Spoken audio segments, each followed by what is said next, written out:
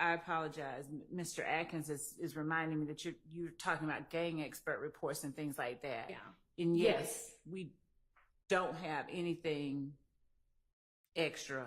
We will go back again because I've gone over and asked homicide. I've asked gang. I've physically gone over to the gang unit, physically pull out boxes of stuff. I will continue to inquire. All right. Well, I don't know that, the best use of your time is to pull in boxes and look through them. That ought to be what the police are doing, but you need to direct them to do that. Yeah. And so with regard to the gang experts, did y'all go back and say to somebody over at APD and in gangs, hey, we need anything there is, even if these detectives are now retired? Well, we had done that before the court ordered us to. I know, but then I ordered you to, so did you do it again? Okay, so. Because I ordered you to.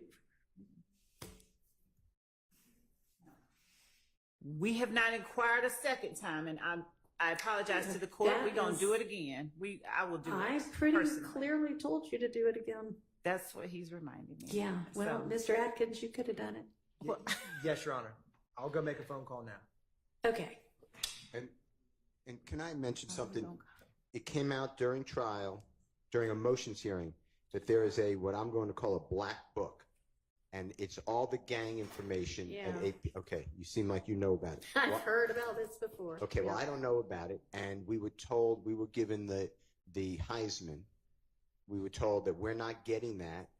Detective Dennis said he no longer works at APD, so he has no access. Detective Gaither said the same.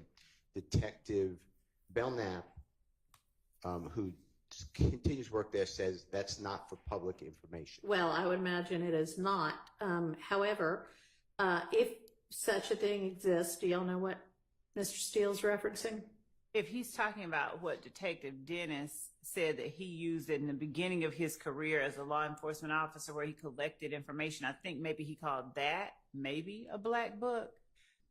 I don't know if he's talking about that or if he's talking about the information that they keep on gang members. I'll let him clarify, but. All right. Do you know, Mr. Steele? I'll take anything that has to do in any way with the testimony in this trial to either be able to go and interview the witnesses, confirm the witnesses. There was a lot of talk over objection. The policy of APD, how they qualify somebody as a gang member. It's self-admission. It's somebody else who's reliable, which say that they're in a gang. Okay.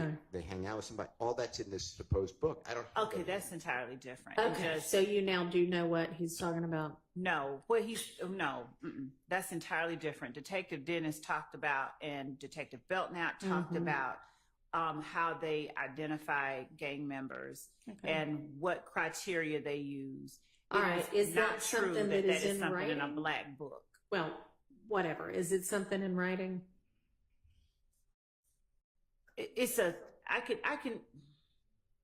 think that the criteria, those criteria that they use, that is something that is a written sort of criteria, and I'll get that. Let me propose, if that's easy to get and they don't have kind of security concerns with it being provided to the defense, then provided, if they do have security concerns, then it can be satisfied by saying, Mr. Steele and anybody else on the defense team, you can come look at this written policy, at 12 p.m. on XYZ day over at APD.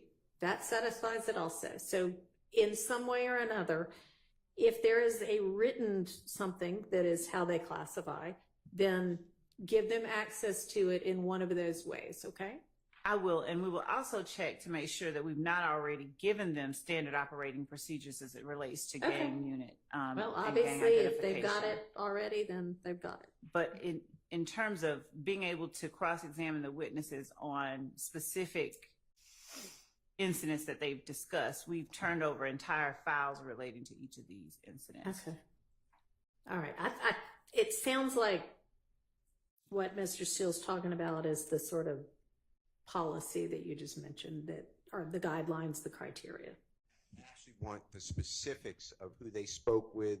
They're talking about All right. Well, they may or may not have anything like that in writing. Well, and you can always just interview the detectives Well, to ask them those things. well, I have interviewed the Okay. detectives, and they tell me that they're not releasing that information. They would speak with somebody.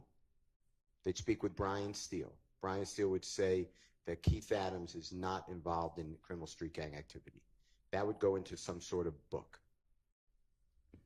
Then they would speak with Carlton Matthews, and he would say that Brian Steele is in a criminal street gang. That would go in some sort of book. I'd like to see that because they're speaking about, we corroborated this. So I asked on cross, who did you speak with? I'm not going to tell you.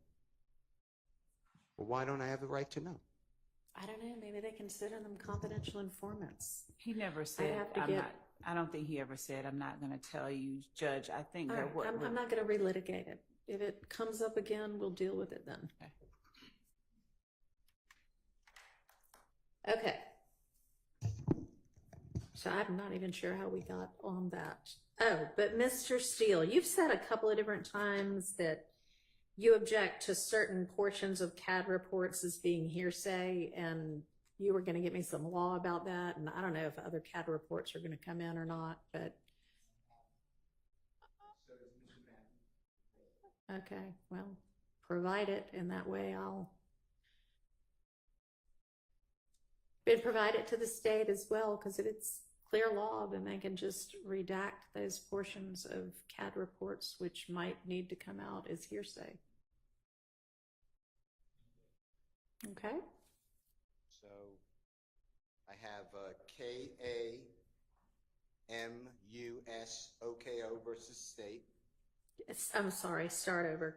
I just didn't get that at all. KAMUSOKO Okay. Versus state 362 Georgia Appeal 276 footnote 3. And what does it say? 868 Southeast 2D 252 2022. Says Camusoko makes no distinction between any particular statements and declarations, and therefore has abandoned any challenges he may have regarding particular statements or declarations. There is nothing for this court to review where the appellant has failed to identify precisely what statements he challenged. In addition, although Camusoko mentions in passing that whatever was said to the 911 operators was filtered through people who did not testify at trial, he fails to include either citation to authority or meaningful legal argument that the CAD reports were inadmissible because the 911 operators or other persons writing down the declarant statements did not testify at trial. He therefore has abandoned appellate review of any challenge to the CAD report on this ground as well, and that ground is hearsay and confrontation clause. It's in Division 2 of that opinion, but I read from footnote 3. All right. So, I mean, that doesn't establish that if objected to, it would have been an objection with merit. It's just saying, hey, you're raising it on appeal, you didn't raise it below, we're not going to deal with it. But it's not right. But the CAD So, report okay, could maybe be you could come up with one that instead of saying this is a potential issue says, all right, here's the issue, and in addressing it, here's the law on that. Can you try to do that? Thank you.